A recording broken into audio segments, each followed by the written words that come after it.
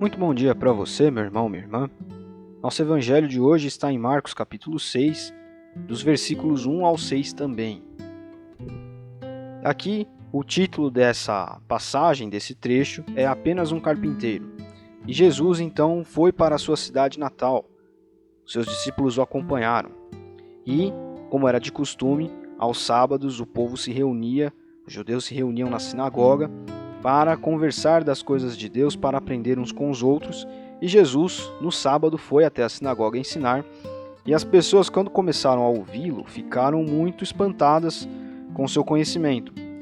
Ele estava na sua terra natal, então as pessoas o conheciam, sabiam quem ele era. E elas começaram a comentar entre si: ele é muito bom, de onde vem tanta sabedoria? Mas o versículo 3 nos mostra aqui que não demorou, porém já estavam falando mal dele. E eles falavam assim: olha, ele é apenas um carpinteiro, filho de Maria. Nós o conhecemos desde menino. Conhecemos também seus irmãos Tiago, José, Judas e Simão, e suas irmãs também, né? Quem ele pensa que ele é. Então, mesmo sem conhecê-lo profundamente, eles desprezavam a Cristo, é o que diz aqui o versículo 3. Então Jesus fala para os seus discípulos, né, ele comenta que um profeta não é importante na sua terra natal e na sua família. Né? Ele não tem valor, não encontra valor nas ruas onde brincou quando criança.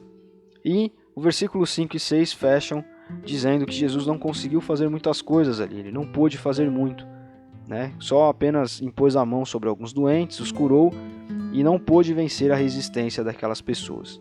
E decidiu então partir para outras cidades e ensinar em outros locais. Então aqui, para você que tenta viver uma vida missional, uma vida de compartilhamento da palavra de Deus, e não só da palavra em si, mas compartilhamento de um estilo de vida de uma pessoa que é acompanhada e guardada por Cristo e encontrou a luz dele e encontrou esperança após essa vida aqui. Muitas vezes, para você que tenta viver dessa forma, a realidade é mais ou menos assim.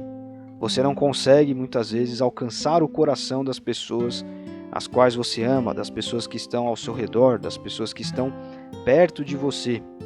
O coração endurecido, pessoas que não têm fé, não conseguem enxergar Cristo, né, como você enxerga.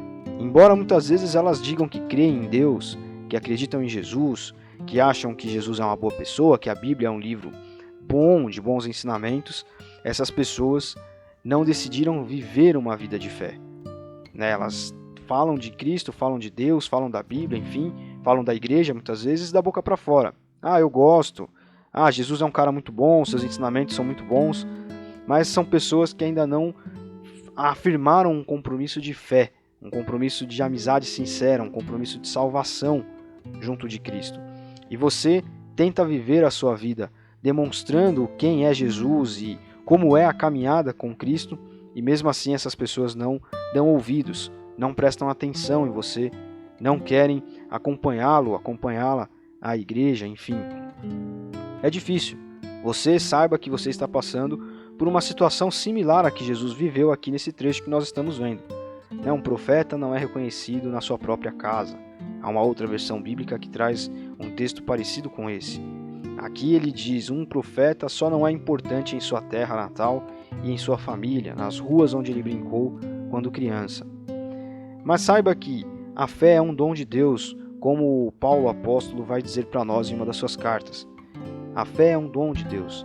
Quem deposita a fé no coração das pessoas é o Espírito Santo de Deus e aquilo brota ali dentro. É claro que quando as pessoas olham para nós, a nossa forma de viver, a nossa forma de enxergar Cristo no nosso dia a dia, pode ser um testemunho muito forte, muito marcante para essas pessoas.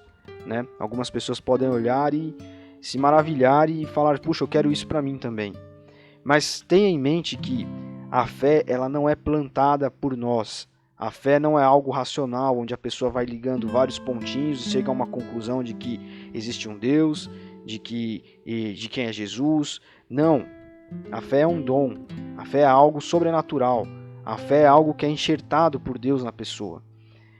Né? A crença em Jesus ela é escandalosa. A cruz é escandalosa.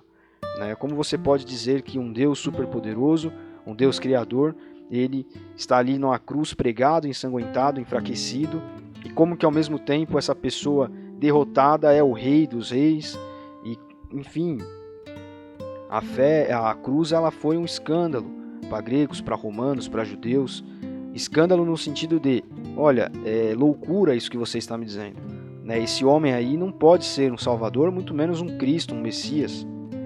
Mas veja, o que nos liga a Cristo, o que nos liga a Deus é a fé. E a fé é algo sobrenatural.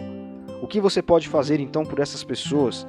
Você pode e deve orar muito a Deus para que Deus dê a essas pessoas o dom da crença, o dom da fé, para que Deus abra os olhos dessas pessoas para elas enxergarem quem é Jesus, para que elas possam olhar e entender de maneira sobrenatural o que é a fé em Cristo, de maneira sobrenatural quem é Jesus, e que elas possam olhar ao seu redor e enxergar as várias situações da sua vida presente, passada e das que virão, né, das coisas que virão, que ela possa olhar tudo isso e enxergar Jesus nessas passagens, nessa vivência, nessa jornada dela aqui neste mundo.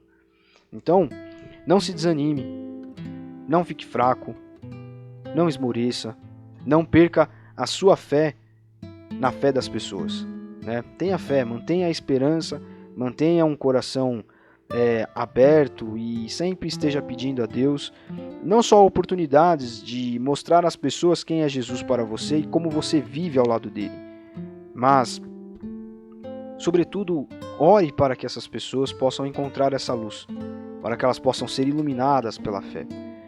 Aquele Deus que separou o Mar Vermelho, que ressuscitou pessoas no Antigo Testamento, que apareceu milagrosamente no ventre de Maria, através de uma gravidez assim espetacular e miraculosa, né, ela ainda sendo virgem. Esse mesmo Deus que em Jesus curou, multiplicou pães, enfim, que inspirou pessoas após a sua partida deste mundo aqui para pregarem o Evangelho e fazerem com que essa mensagem chegasse até nós nos dias de hoje, é o Deus que está ao seu lado, é o mesmo Jesus. E ele pode, com todo esse poder que ele tem de mexer nas questões naturais deste mundo aqui, no mar, etc., curar, ressuscitar mortos, ele pode ressuscitar esse espírito dessa pessoa que você tanto tem orado. Então não perca o costume de orar. Peça que, miraculosamente, Jesus, assim como ele brotou, né, uma semente divina, brotou no ventre de Maria, ela sendo virgem, que brote uma semente de fé milagrosamente na vida dessas pessoas e elas possam enxergar Jesus como ele é, crer nele e, enfim, serem salvas, encontrarem a peregrinação cristã, encontrarem a fé. Não desanime, mantenha suas orações, ore por essa pessoa, ore por quem precisa vencer pecados, se você conhece que precisa vencer pecados, ore por quem precisa se converter, enxergar a luz de Cristo na sua vida, para quem precisa ter fé. Deus abençoe você. Até amanhã.